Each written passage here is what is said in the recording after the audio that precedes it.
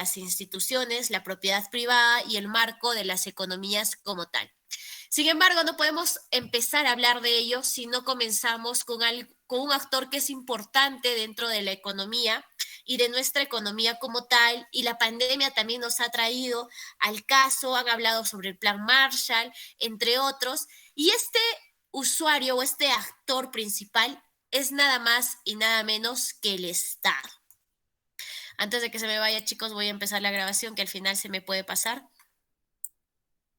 Bien, el Estado va a ser el actor sobre el cual el día de hoy vamos a hablar. Vamos a hablar sobre el Estado, sus orígenes, cuáles son sus funciones, por qué es relevante.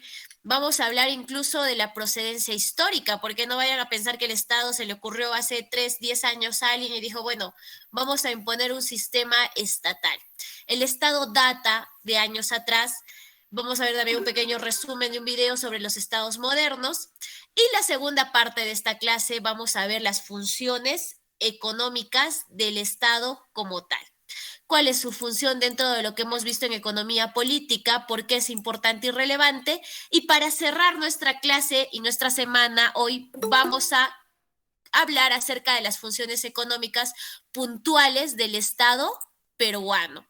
Yo sé que ya conocemos sobre política fiscal, sabemos cuáles son las funciones que se tiene que generar, el gasto público, etcétera, etcétera. Pero en este resumen vamos a ver puntualmente cuáles son las herramientas y por qué el Estado va a ser un actor relevante en atención a la economía política contemporánea. Así que sin más, y con esta introducción, vamos a iniciar y les presento las diapositivas del día de hoy.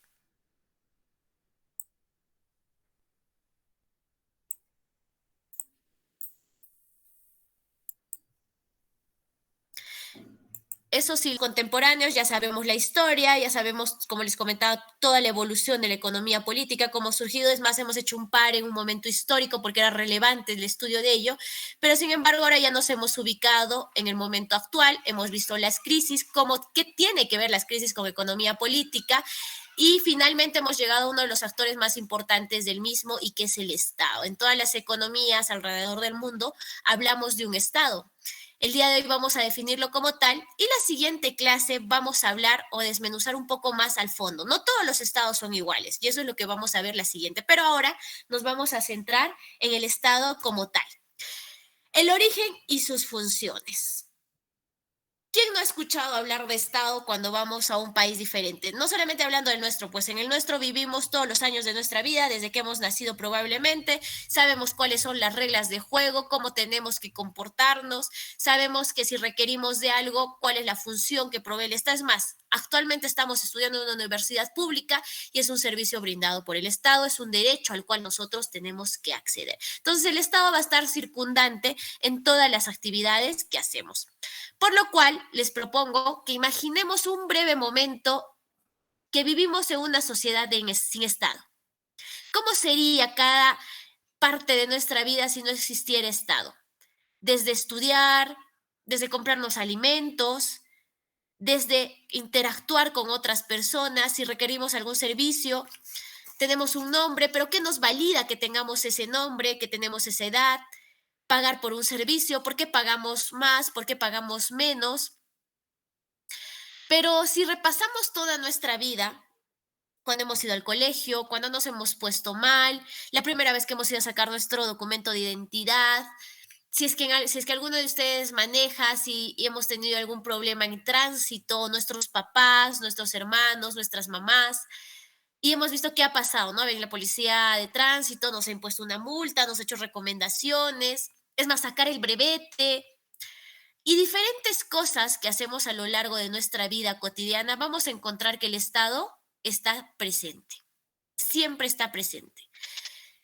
Pero si no hubiera, no existiría qué, no existiría un suministro de electricidad, no tendríamos agua en casa, los municipios tampoco existirían, no habría escuelas públicas, no había policías, registros civiles. Pero sin embargo, como les decía, sí está presente el Estado en cada cosa que nosotros hacemos. Nuestro DNI nos los ha generado el Estado. Es más, ¿con qué compramos nuestros alimentos? Tenemos una moneda, un billete que nos respalda, que nos dice que nosotros podemos adquirir con esta moneda o billete lo que requerimos para satisfacer nuestras necesidades, y cuando también nosotros empleamos nuestra mano de obra para obtener este dinero, generamos, somos parte del sistema. Entonces, una sociedad sin Estado, caemos en cuenta de que una institución que ordena todos los aspectos de nuestra vida cotidiana va a ser el Estado. El Estado está en cada cosa que nosotros podemos realizar y objetar. Entonces, negarlo es imposible y no se puede dar. Ahora vamos a estudiar este Estado y por qué es que está tan involucrado en todo lo que hacemos.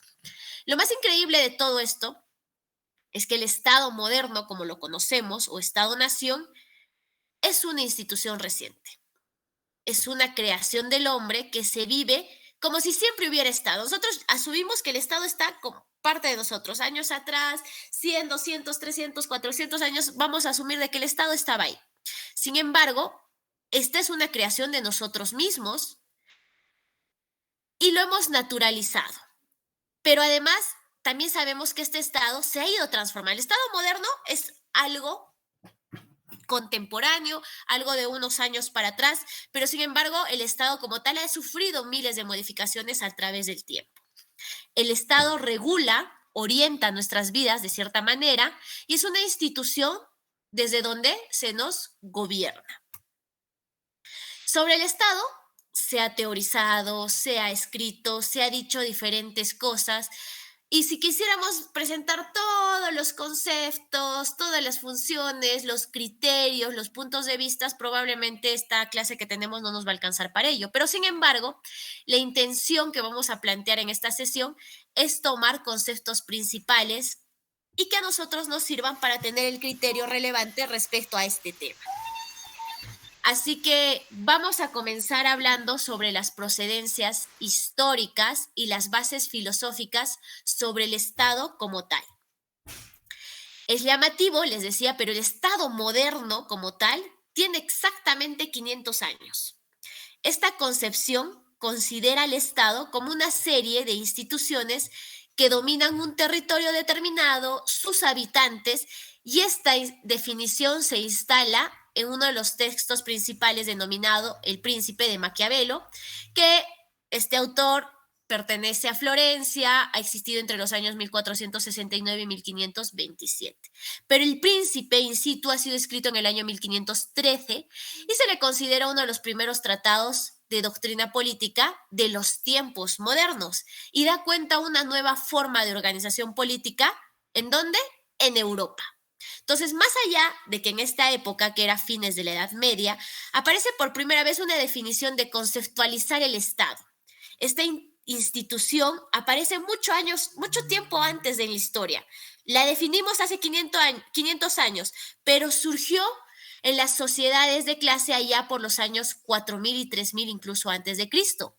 El Estado es un producto necesario de las sociedades divididas, muchas veces en clases sociales, y cumple a veces el objetivo, decía Maquiavelo en uno de sus términos, de reprimir o a veces unir a estas clases sociales, al mismo tiempo que también los legitimiza, reproduce el sistema en cada época de la historia.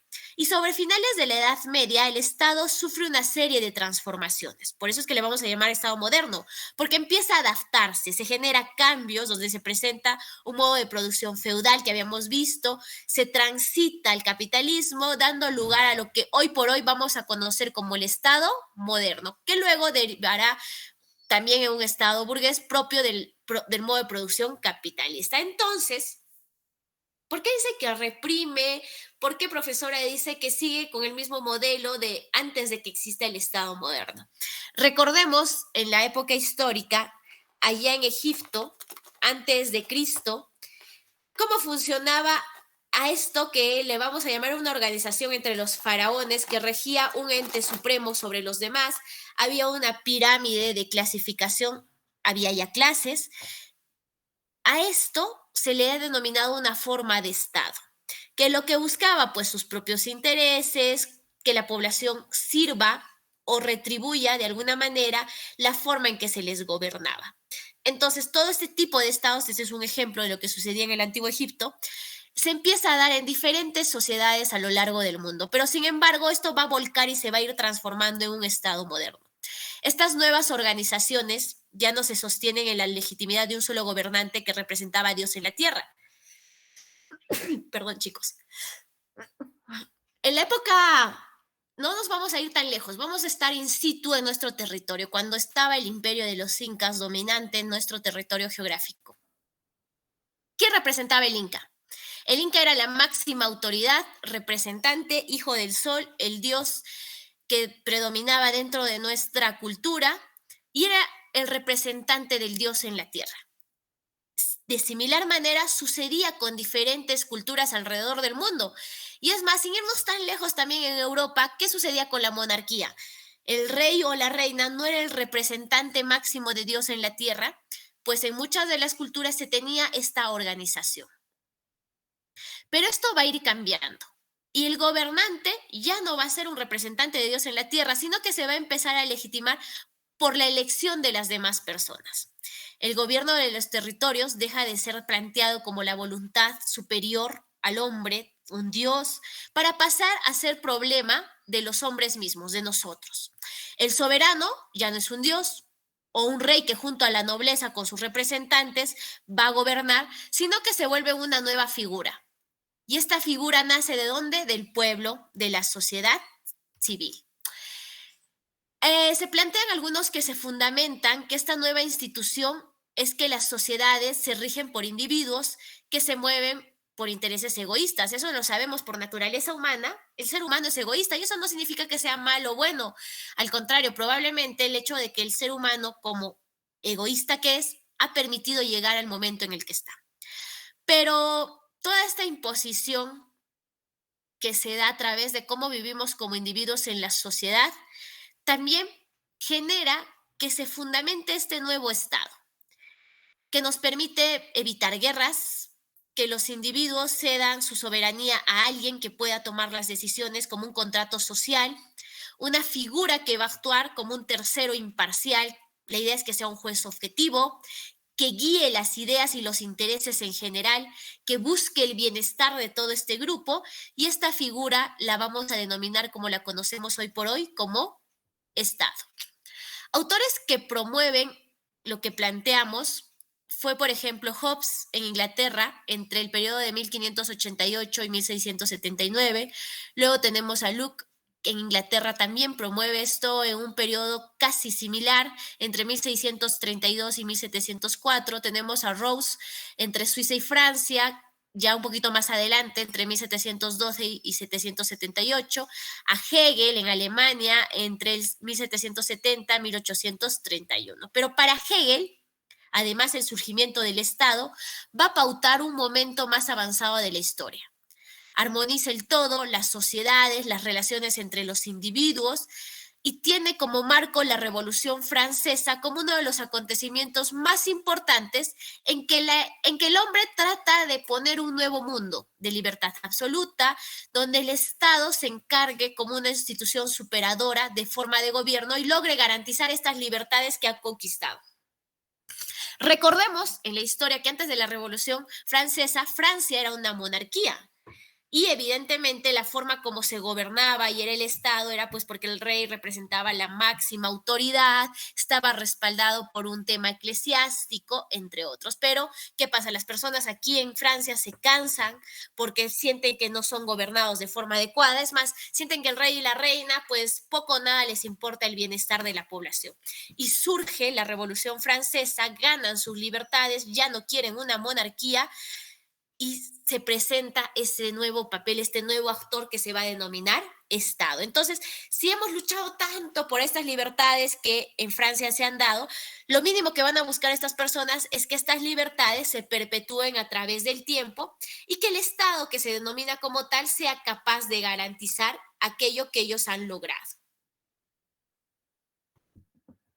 Pues bien, estas discusiones no se daban desconectadas a los procesos históricos de estos autores que vivieron. Como a todos los que hemos mencionado, ellos han visto en su momento histórico cómo se ha procesado y se ha dado la historia y el cambio de los estados.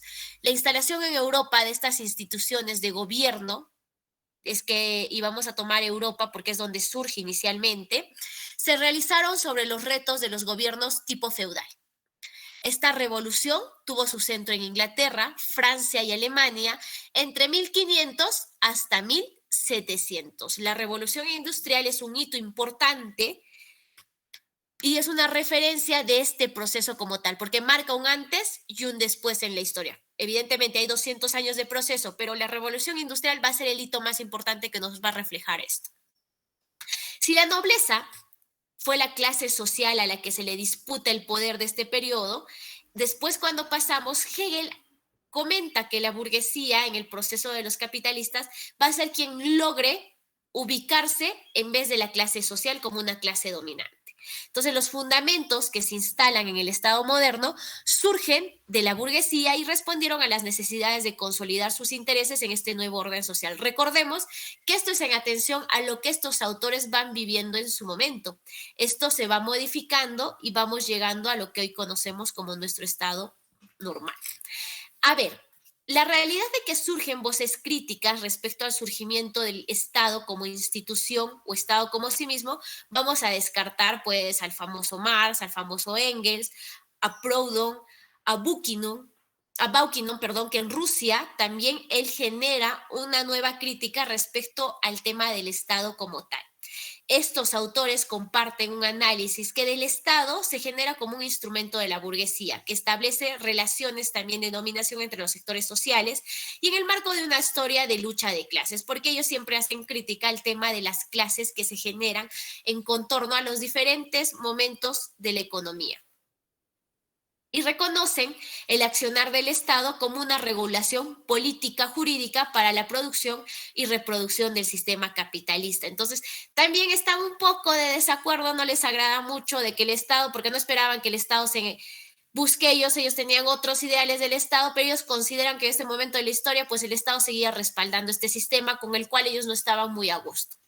Y consideran entonces que el Estado, pues no es una organización o un objeto, sino una organización social que responde a determinadas estructuras de poder en la sociedad y se organiza en función a los objetivos centrales de esta estructura. Pero en virtud de estos autores se impulsa otra estructura de poder en la sociedad de beneficio para los trabajadores y dice que el Estado debería cambiar radicalmente de lo que ellos consideraban y que debería prevalecer en atención a los trabajadores.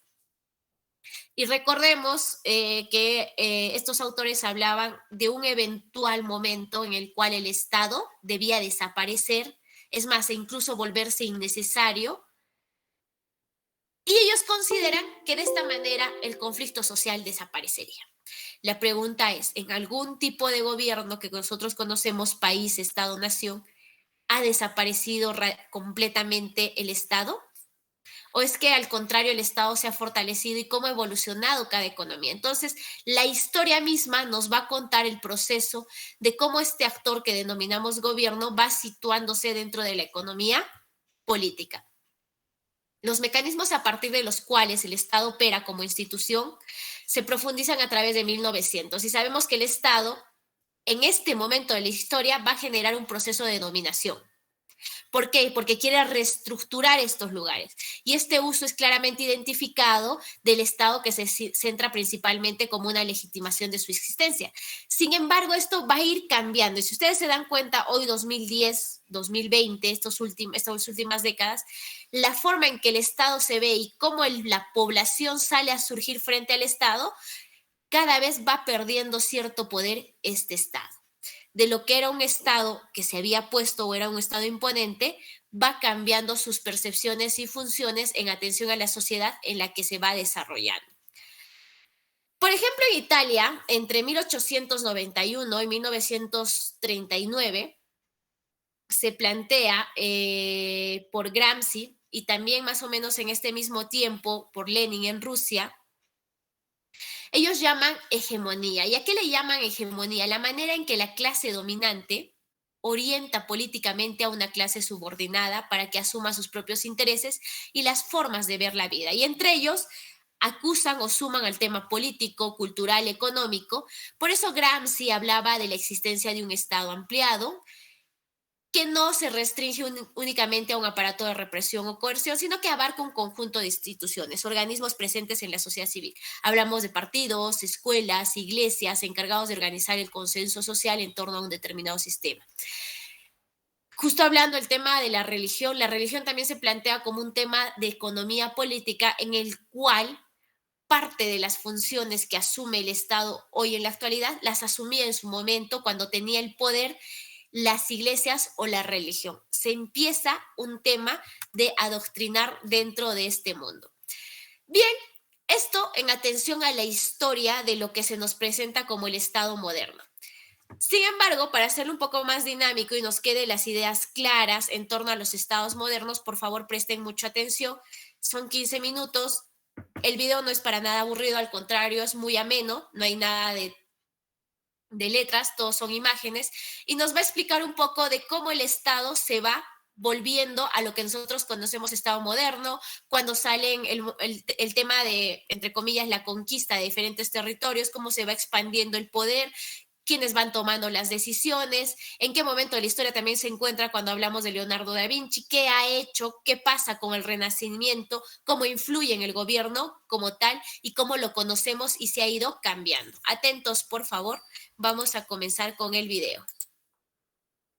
Cuando yo ya les he dicho, cuando yo les llamo y si me dicen que no están, ni siquiera me idea del video, como lo han planteado tanto Shiro como Rolando, es que nos da un resumen o nos explica la generación del Estado moderno que surge entre qué ciclos, el ciclo XV y el XVI, cuando los reyes pues aprovecharon la crisis del feudalismo para retomar el poder. Y esto también hace indirectamente que surja el aceleramiento de qué, del renacimiento. Nos habla del renacimiento en el video y hay una profunda transformación respecto a los mecanismos del gobierno, el ejercicio del poder, qué tiene que ver el tema religioso acá, por qué es tan importante, cómo ha afectado en el proceso de la generación del Estado como tal. Bien, chicos, con esto nos queda claro cómo surge el Estado in situ hasta la actualidad en la que nosotros nos desarrollamos ahora. Vamos a pasar hablar un poco respecto entonces a las funciones del Estado como tal. Igual, las funciones económicas del Estado. ¿Por qué nos importa el Estado a nosotros? ¿Qué tan relevante? ¿Cuál es la función que cumple? ¿Cuál es su papel? Bueno, vamos a priorizar hasta ahora elementos de análisis, pero desde la perspectiva de economía política. Y esta economía política trabaja en relación al Estado y sus funciones para con las organizaciones respecto a las relaciones mercantiles del sistema. Por un lado, vamos a hablar sobre el abaratamiento del capital. El Estado va a actuar planteando medidas que apuntan a qué? A abaratar el capital. Y el capital, como lo habíamos estudiado anteriormente, pues se componía por dos fundamentos. Por un lado, el capital constante y por el otro, el capital variable. Para abaratar el capital constante, el Estado, por ejemplo, se hace cargo de construcciones como infraestructura necesaria, mantenimiento de redes productivas, comerciales, carreteras, puentes, puertos, sistemas de saneamiento, energía eléctrica. Pero por otra parte, también se hace cargo del financiamiento y desarrollo, muchas veces de investigación científica, tecnológica, que permite construir medios de producción más baratos en relación a la capacidad de producción de mercadería. Entonces, el Estado constantemente, o debe ser una de sus funciones, invertir en tecnología que permita que los medios de producción sean mucho más accesibles. Y si los medios de producción son mucho más accesibles, las personas que estamos circundantes dentro de este sistema o este país, vamos a poder acceder a estos medios de producción de forma más óptima. Entonces, de esta manera, el Estado puede abaratar el capital constante. En algunos momentos de la historia, también el Estado puede ceder actividades del mercado en medida de que sean rentables para el sector privado. El liberalismo es un ejemplo fuerte de este proceso. En la medida en que la rentabilidad no exista, ¿quién asume? Pues el Estado. Pero si existe una rentabilidad, va a permitir que el privado asuma la producción de estos bienes o servicios.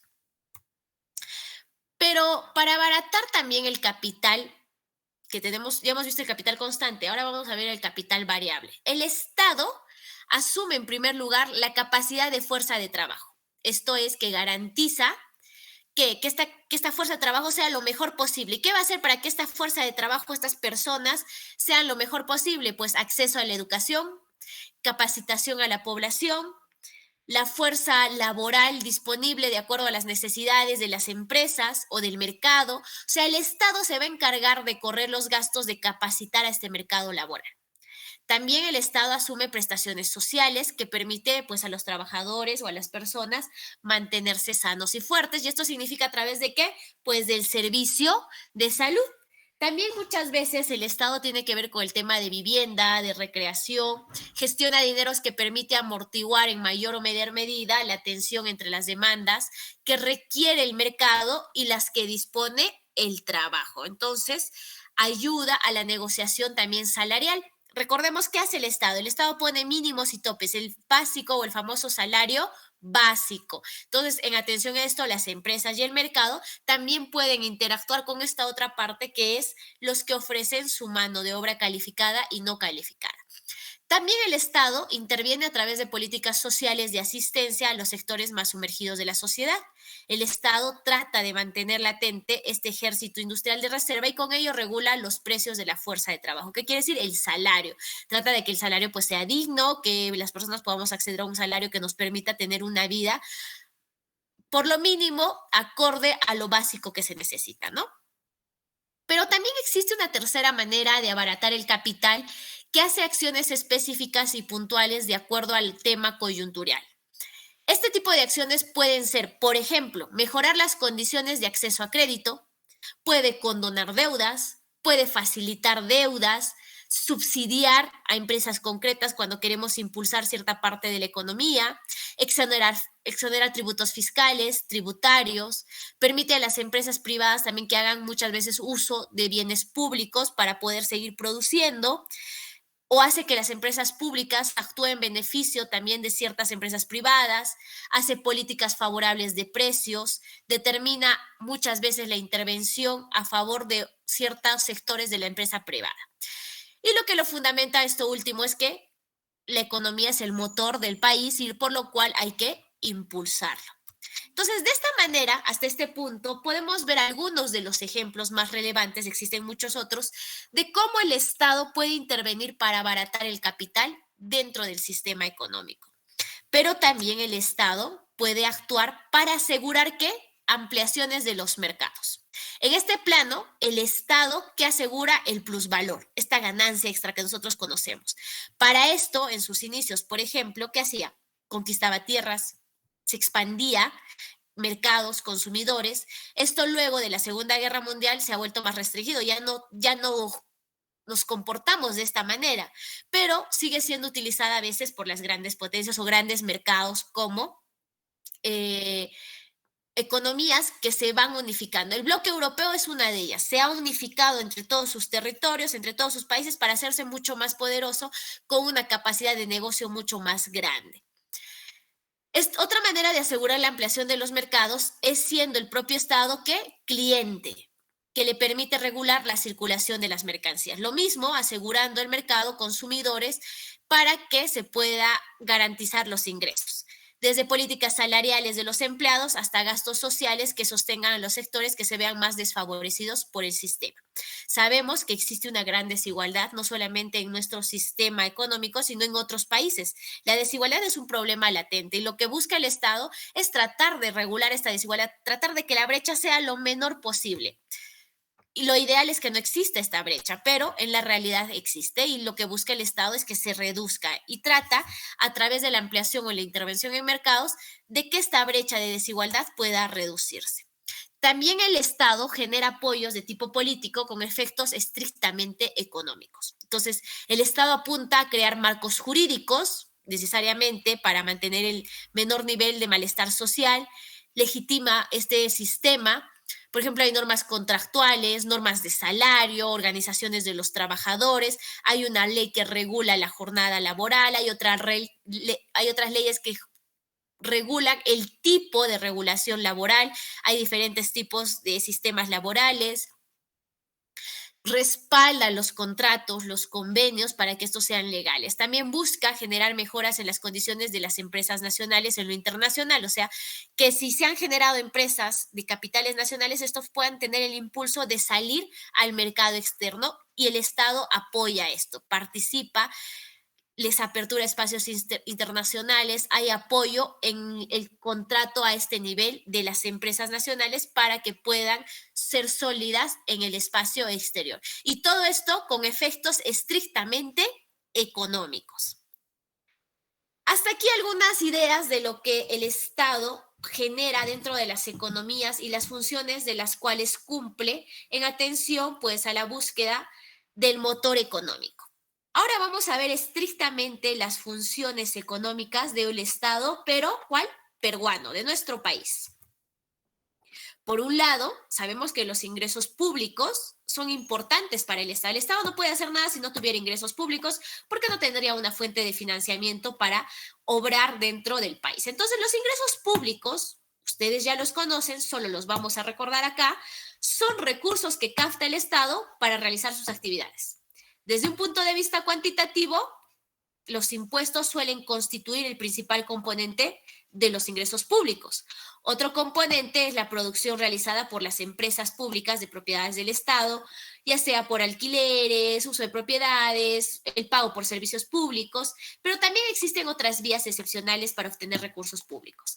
La venta de determinados activos, a veces cuando se privatizan empresas, la captación de recursos mediante endeudamiento, el mercado financiero internacional, cuando nos prestamos créditos. Y también en el Perú hay uno más, que acá no está, el tema de captar los recursos de canon y sobrecanon, que tiene que ver bastante con el tema de los impuestos. Las empresas extractivas pagan parte del canon y sobrecanon y esto entra como parte de inversión pública. Las contribuciones necesarias, denominadas impuestos. Los recursos con que cuenta el Estado para desempeñar sus funciones, habíamos dicho que generalmente provenía del cobro de impuestos. Y estos cobros de impuestos se realizan tanto a los ciudadanos como a las empresas. Todos ellos desarrollan actividades económicas en el país. Y la tributación es una contribución necesaria para que el Estado pueda dar a cambio ¿qué? Servicios. ¿Qué servicios? Pues los que demanda la sociedad para poder vivir en armonía. Por ejemplo, seguridad, servicio de justicia, salud, educación, cultura, infraestructura, y así podríamos estar describiendo muchos otros. En el Perú, ¿cuál es la autoridad encargada de recaudar impuestos? Pues la SUNAT. Todos conocemos la SUNAT, alguna vez hemos hecho un trámite, hemos ido, hemos accedido, hemos sido parte de un coloquio, una conversación, sabemos quién es la SUNAT, la Superintendencia Nacional de Aduanas de Administración Tributaria. De acuerdo con la Constitución, la creación, modificación, derogación y exoneración de impuestos solo es posible mediante ley o decreto legislativo dado por los poderes del Estado. Entonces, a pesar de que la SUNAT es un ente que tiene sus propias facultades, también se desarrolla en un marco normativo. Qué importante la normatividad hasta este lado que estamos viendo, y es lo que genera las economías contemporáneas, que nos desarrollamos en un marco institucional y, bueno, últimamente neoinstitucional. Se ha reformado ciertas situaciones. ¿Qué quiere decir? Que nosotros nos basamos en funcionamientos a normas, tanto a normas que no están inscritas como a normas que están prescritas, como la Constitución, la ley, el Código Civil, entre otros. De esta manera se puede garantizar el acceso al derecho de propiedad privada y también de propiedad pública. Pero regresando a esto, estamos viendo cómo el Estado, a través de la normatividad, también ampara la recaudación de estos fondos impuestos que van a ser usados para gasto público, pero el intermediario, ¿quién es o quién se encarga de la institución? Pues la SUNAT. En entornos estables de desarrollo y regulación de las competencias, el Estado se encarga de diseñar e implementar las instituciones que rigen la economía en general, las cuales van a constituir el marco de los ciudadanos para la toma de decisiones económicas. El Estado como tal no es solamente un solo ente o un solo organismo económico.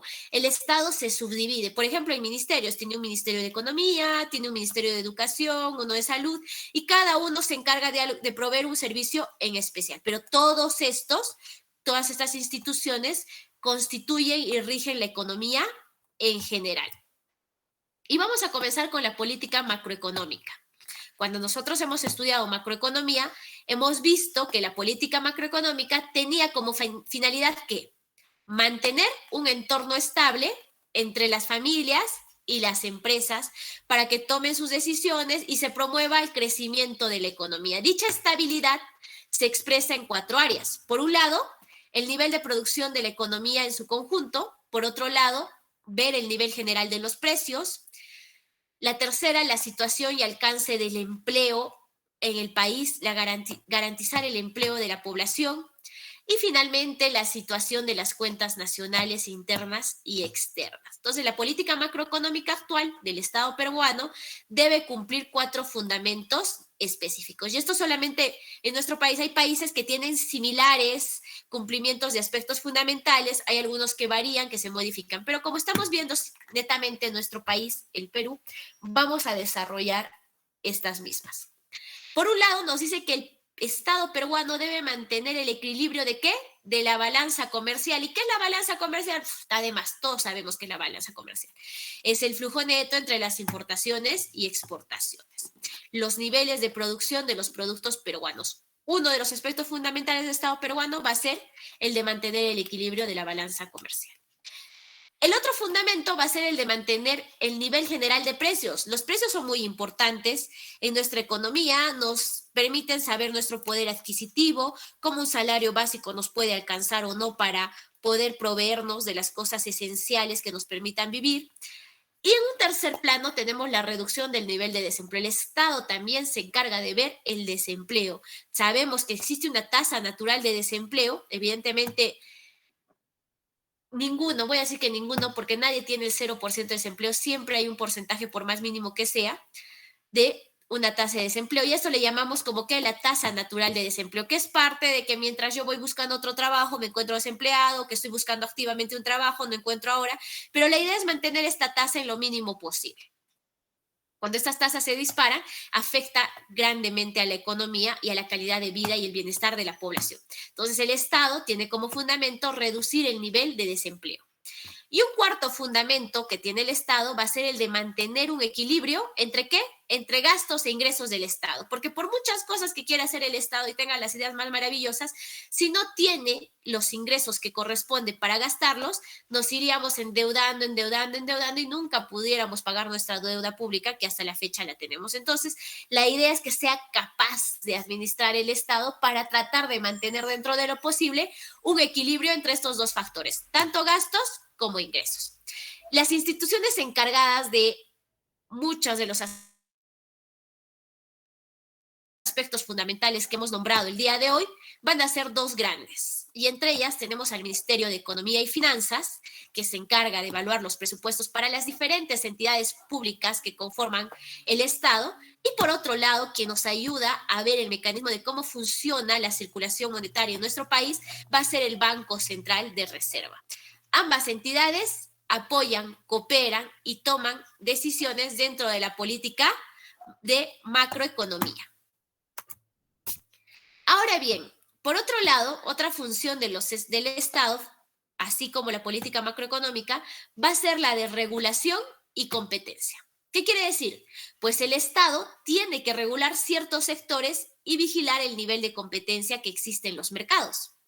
Organismos como Ocitran, Ociftel, Ocinermin, Indecopi, la Superintendencia, todos los que podemos ver ahí y más, lo que buscan es supervisar empresas. ¿Qué empresas? Empresas de telecomunicaciones, de infraestructura de transportes, del sector eléctrico, empresas de minería y hidrocarburo, empresas como organismos como la Superintendencia Nacional de Banco y Seguros y AFP que supervisa pues la actuación de empresas prestadoras de estos servicios, lo cual ayuda a prevenir y detectar algunos delitos financieros que puedan ocurrir dentro de las entidades financieras. El Instituto Nacional de Defensa de Competencia de Propiedad y Protección de Propiedad Intelectual, conocido como el famoso Indecopi, fiscaliza las prácticas que atentan contra la libre competencia de los mercados, defiende los derechos de los consumidores y también protege la propiedad intelectual. Entonces, estamos viendo una suerte de diferentes organismos que nos ayudan a regular el mercado. Y estos organismos dependen y son parte de la estructura del Estado. Entonces, por eso los consideramos dentro de las funciones que tiene el Estado. Entonces, de la de regular y la de ver la competencia entre mercados y los actores que influyen en los mercados, tanto las empresas como los propios clientes, en el caso del Indecopi, que ayuda a fiscalizar o ayuda a defender estos derechos. Pues bien, vamos a ver en este sí es un corto video de todo lo que hemos nombrado, cuál es lo más relevante del papel de Estado en la economía. Con este punto. El Estado, por un lado, es inminente en todas las sociedades. Siempre hay un tipo de Estado o gobierno en todos los países que están situados alrededor del mundo. De alguna manera legítimos en otro, no legítimos en otro, con la estructura que tenemos de democracia, en otros no será, en otros será un país republicano, en otros habrá un híbrido entre la monarquía y el gobierno, en otros todavía algunos prevalecerán con monarquía. Es más, no simplemente hablemos de un país, sino muchas veces de lugares in situ como comunidades, entre otros, donde también tienen su forma de regir y de gobernar los lugares. Podrá ser en un consenso de personas elegidas, un grupo que se va a encargar de demandar ciertas normatividades para el funcionamiento de las sociedades. Pero en general, el Estado está presente en cada tipo de organización civil de las personas.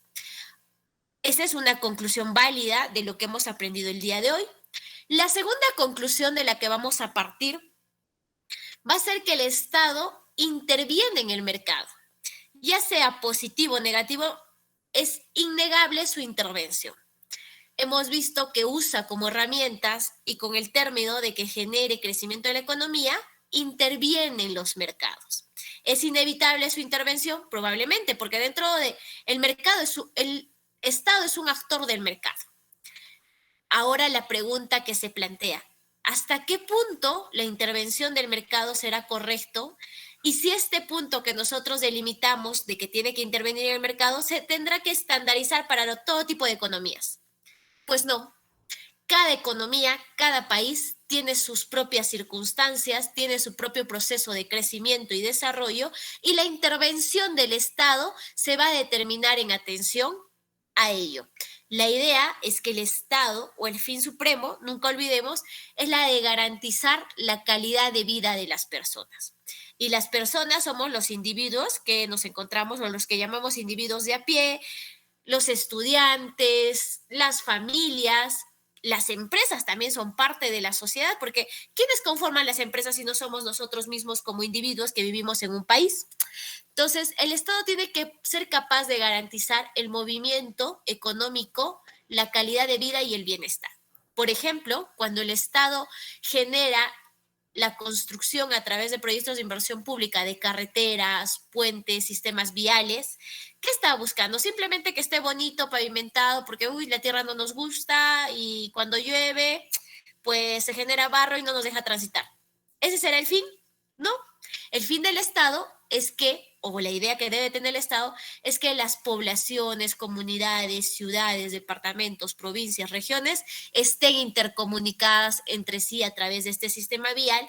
Y el fin máximo a esto es motivar la economía. ¿Qué quiere decir? Que si en Accha imaginemos que yo vivo en Accha, me he dedicado a la producción de papa y soy buena con la producción de papa. La papa que yo tengo es única, tiene bastante potencial para salir al mercado, pero si no hay una carretera de Accha a Paruro y de Paruro a Cusco, no me va a permitir traer mi mercadería para poder negociarla en la ciudad de Cusco.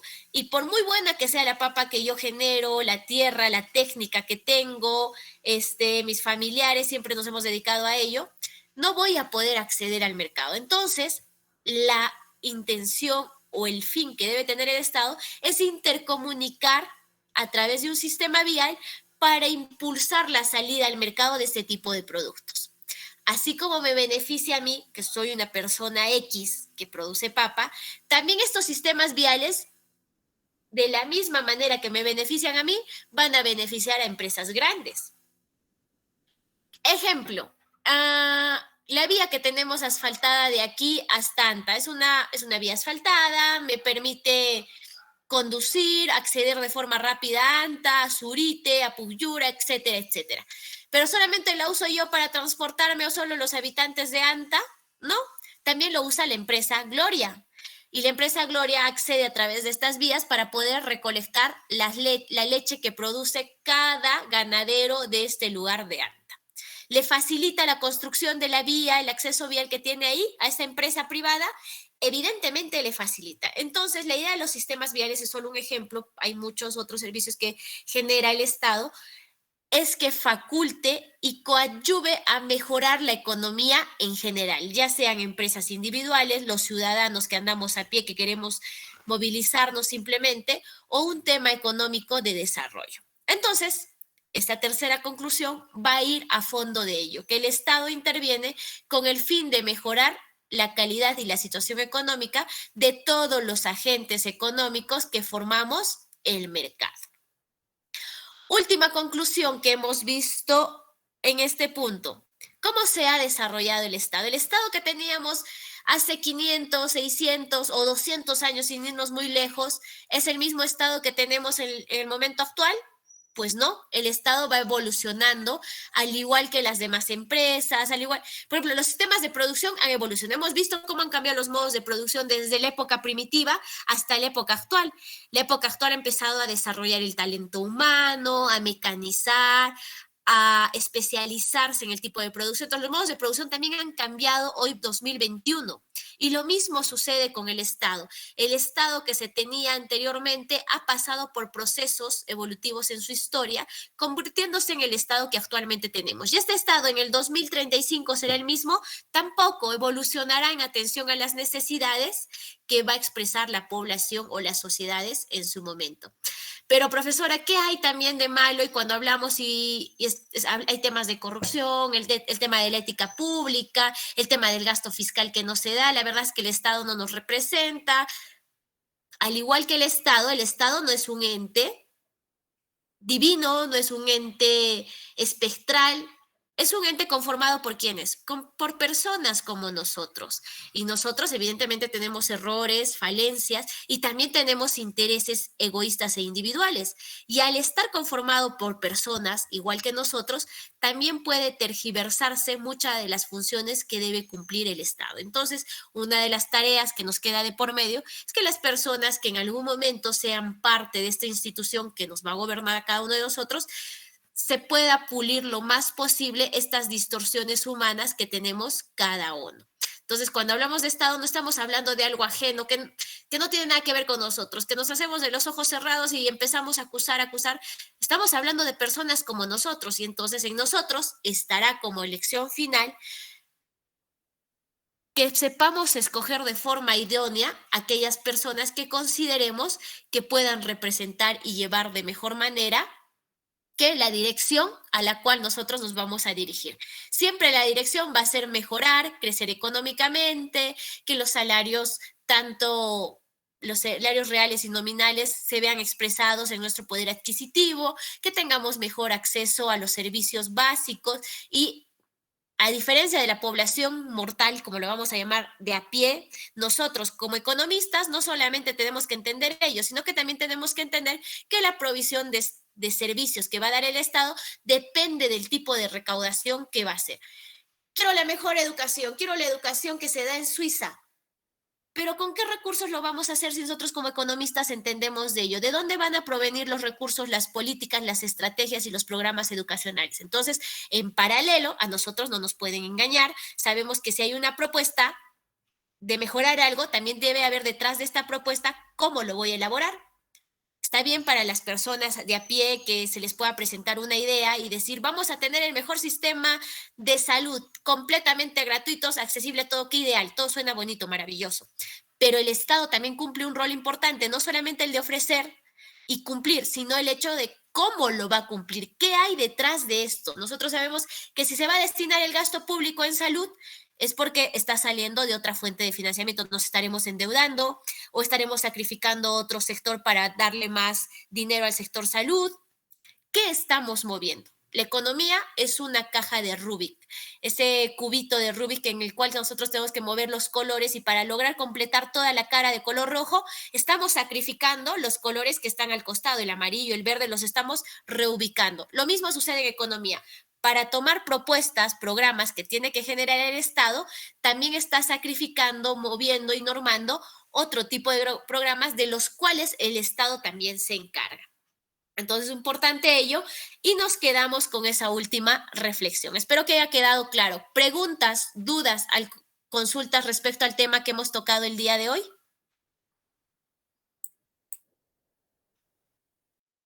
Que tengan un excelente fin de semana. Aprovechen las demás asignaturas también.